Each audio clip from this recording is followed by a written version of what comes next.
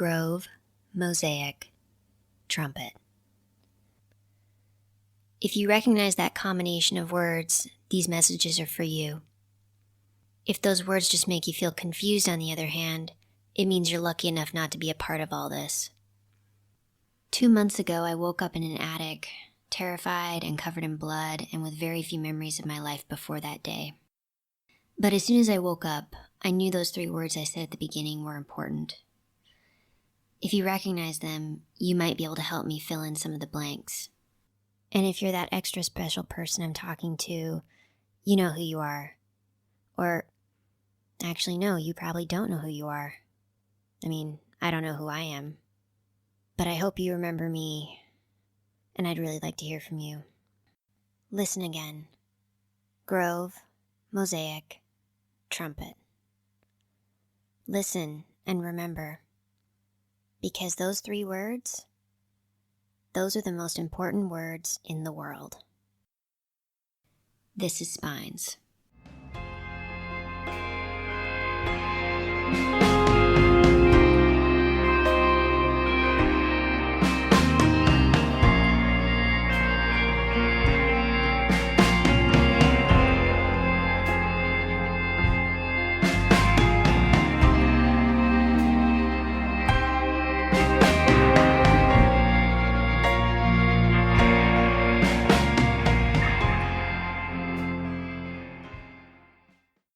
I found Carson today.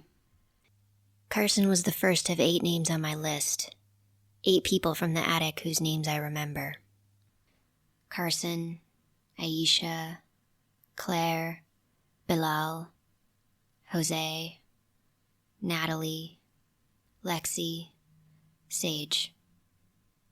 That doesn't include you, the one whose name I don't remember. I hadn't really planned on looking for Carson first, but once I found the street art, it just seemed to make sense. I was walking down a street with lots of bars and clubs. Lots of college kids making out and getting in fights and throwing up in alleys. I was wondering if I did those things back when I was in college. Wait, did I even go to college? Maybe you know the answer to that one, extra special guy whose name I don't remember. Maybe that's where we met. I was still pondering that one when I found the street art. It stood on the sidewalk next to the streetcar stop. On one side of the stop was some fancy wrought iron trash can, and on the other side was the art or the sculpture, or whatever Carson would call it. Imagine a tree. Not a realistic one, but a jagged, impressionistic metal sculpture in the shape of a tree. It's maybe 10 or 12 feet tall, the trunk 6 inches in diameter, the branches spindly and leafless. Now imagine that instead of being a rusty brown or a shiny painted color, the surface of the tree is the light pinkish beige of pale skin. Got it?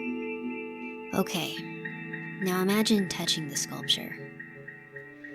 It should be about the same temperature as the night air, and it should be the rigid texture of iron or plastic, or maybe ceramic. What it shouldn't do is breathe.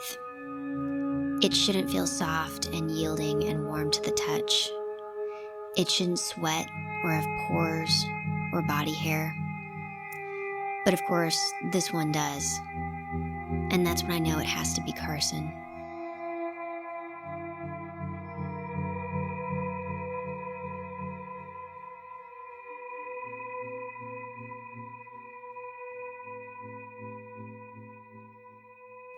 Hang on, back up.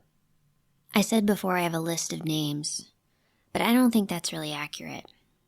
There isn't a piece of paper in my back pocket or anything like that. I don't have the names written down. I don't need to. I've had them in my head ever since that day in the attic. I've never been in danger of losing them, not one. So, not so much a list as a chorus. Remember that day in the attic, mystery guy? Maybe you don't remember the attic at all. Maybe your psyche had a different breaking point than mine did. Maybe you blocked out different things. Maybe you don't have the same chorus I do, or maybe you have more. Maybe you remember more than just some names and hobbies and anecdotes and food preferences. Maybe you even remember my name, even though I can't remember yours. But for whatever reason, even though I don't remember your name, I did remember Carson's. And seeing that sculpture on the street made me remember a couple other things. Things that told me where to look. Thing is, when I found this sculpture, and when I found the other things later, there were people all over the place. Those college kids I told you about, and other people going in and out of a tattoo parlor across the street, people on a balcony outside a restaurant. So many of them must have looked right at the sculpture, right at Carson's work, and then just turned away. Maybe they assumed it was just another pretentious street sculpture. Maybe they thought it was made out of foam rubber and not flesh. Or maybe deep down they suspected what it was and they just couldn't let themselves think about it any longer. I don't know. It's becoming clear I don't think much like other people. I mean, how could I, given what I've been through?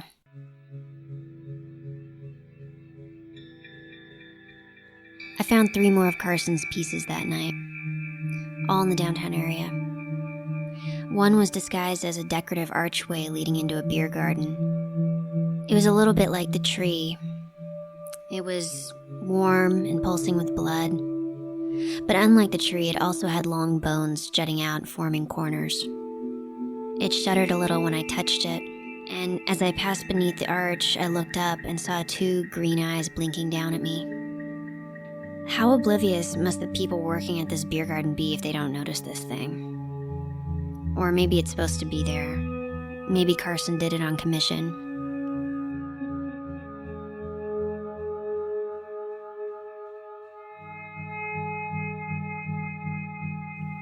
The second piece was a slowly shifting mural.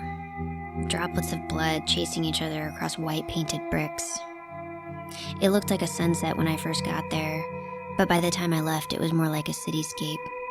You'd need to sit there and watch for a while to notice the droplets moving. But the smell, Jesus. I can't believe anyone could walk by that wall without realizing how wrong something was. The last one was a curtain. It hung across an alleyway like drapes in front of a window. The skin was stretched so thin it was translucent. I could see fluid moving through the capillaries, and past that, just the outlines of trash cans and a fire escape in the alley. I turned away from the curtain and found a homeless man staring at me. He had a duffel bag over his shoulder, and he was pushing a shopping cart full of junk. His beard was scraggly, and he didn't smell very good. I think my sense of smell is better than it used to be. I'm not sure how it was before, but it seems like the people around me don't smell the things I can.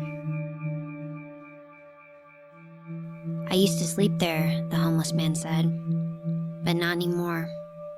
And he walked away, shaking, while everyone else around us ignored the curtain of human flesh.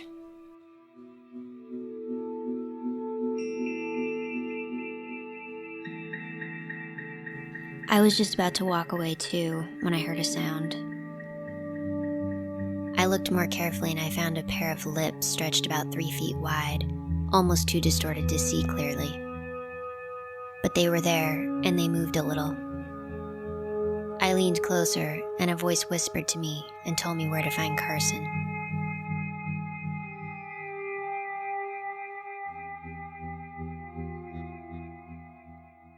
A memory from before the attic. My car is broken down by the side of the highway. It's hot, brutally hot, so hot I can barely stand up straight. The tow truck is coming, but I'm not sure I can make it till then. I start to get dizzy. My sunglasses slide and fall off my face and onto the pavement. And then I fall too. But I never hit the ground. I open my eyes and I'm just floating in the air next to my car. A silver Hyundai drives by. The woman behind the wheel doesn't see me. She's too busy playing with her phone. But the kid in the back seat, a kid maybe 8 years old, he sees me. He stares at me with these big, wide eyes as I float above the earth. And then the car drives by, and it's gone.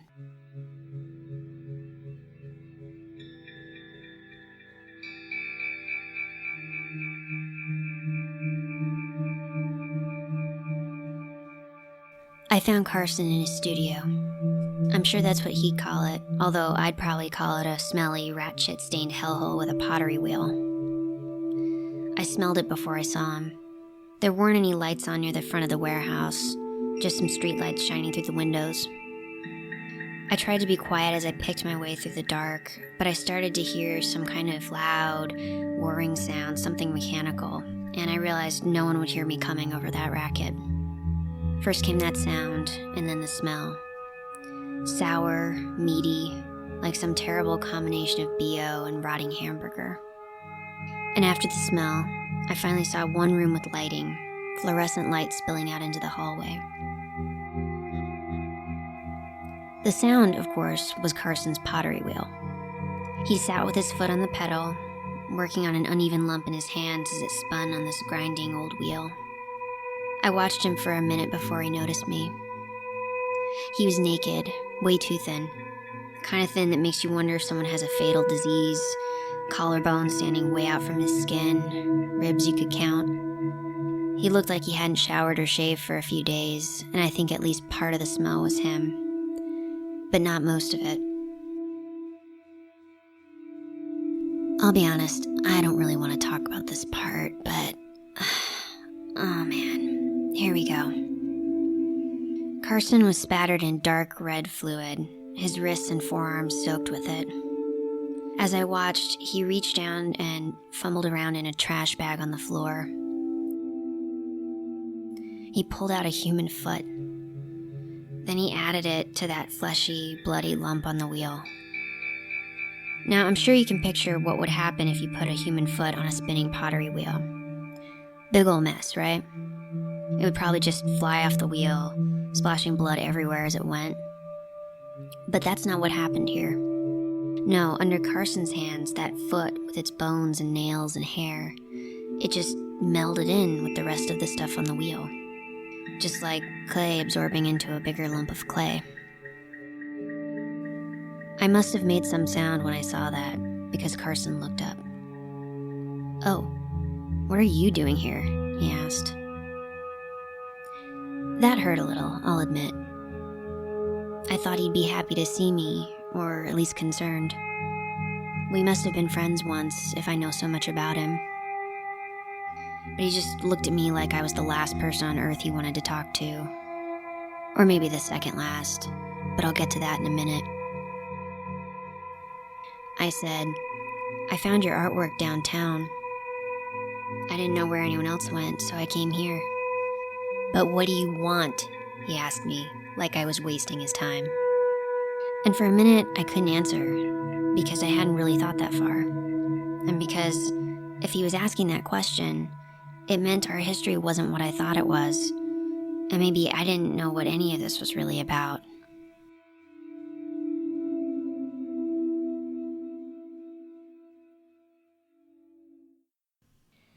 After the attic, I didn't look for anyone. Not even you, mystery guy. I was terrified and naked and running away from the fire. Everyone scattered in their panic, and I lost track of them. So at first, all I could think about was finding clothes and food and water and a place to hide. And then I just waited. I thought, my friends and my lover wouldn't leave me, right? Not after what happened in the attic and the fire and everything else. Someone will come back and look for me. So I waited near the house where the attic had been. I watched the fire crews and the police and all the bystanders. I stayed after everyone left. I got food and water and clothes when I needed, and then I went back as fast as I could to watch the burnt-out house. But no one ever came. Not even you.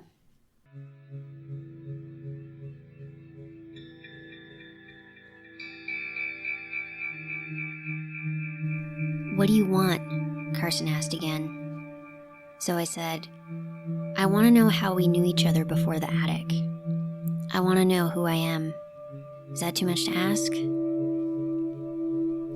Carson said nothing for a moment, just stared at me with his mouth open.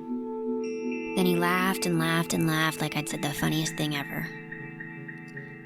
"Before the attic?" he said when he was finished laughing. "Who were you before the attic?" And that set him off again, laughing and laughing. Finally, he asked, "What are you calling yourself these days?" "Wren," I told him, with a W, like a cactus wren.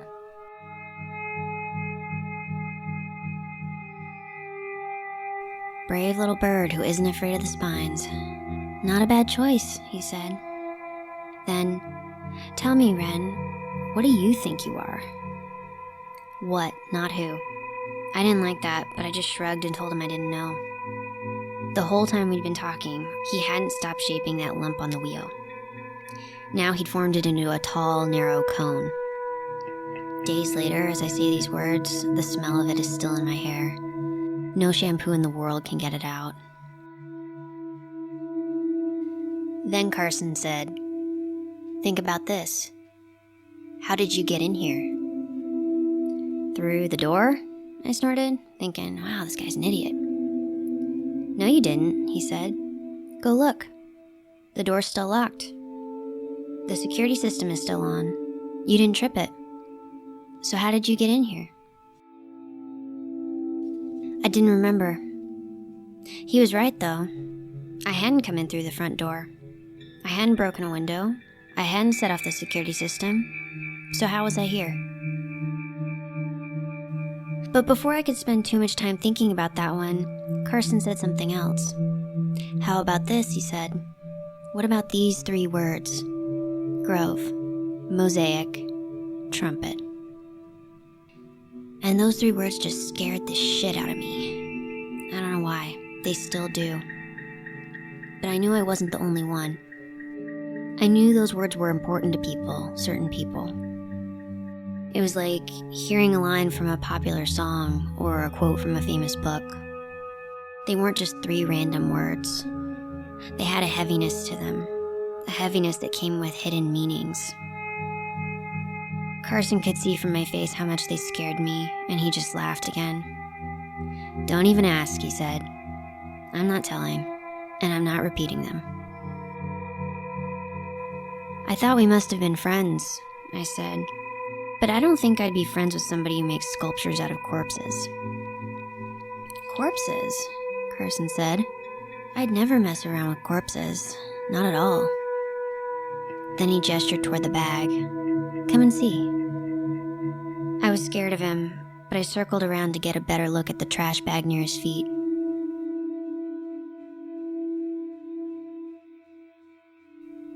What was in there wasn't a person anymore. Not really. And I'm not sure it counted as alive. But it was moving and blinking and breathing. So I guess he was technically right about not playing with corpses.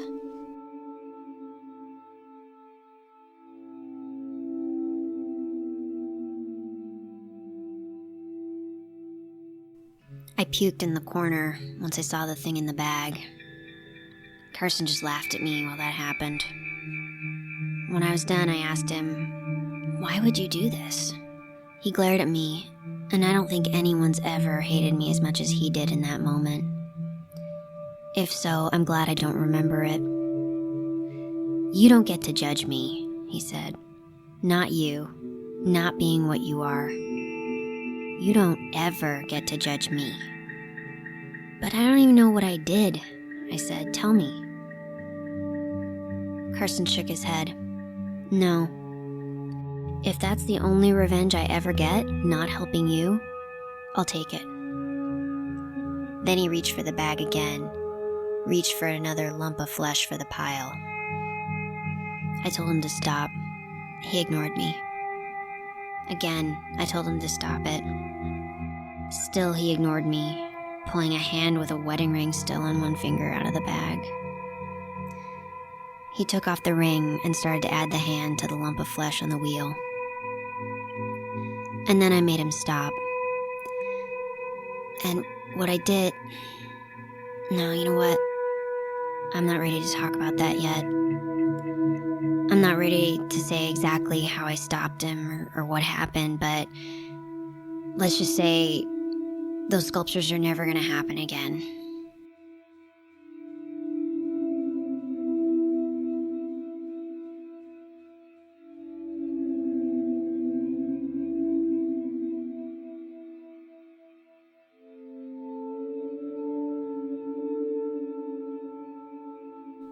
Carson said just one thing before I stopped him. Just one curious thing.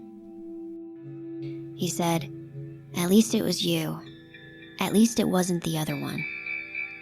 And I knew, even without asking, I knew he was talking about you, the mystery guy, the one I love.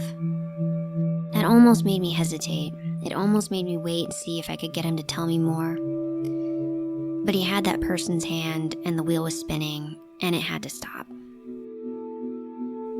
So it did.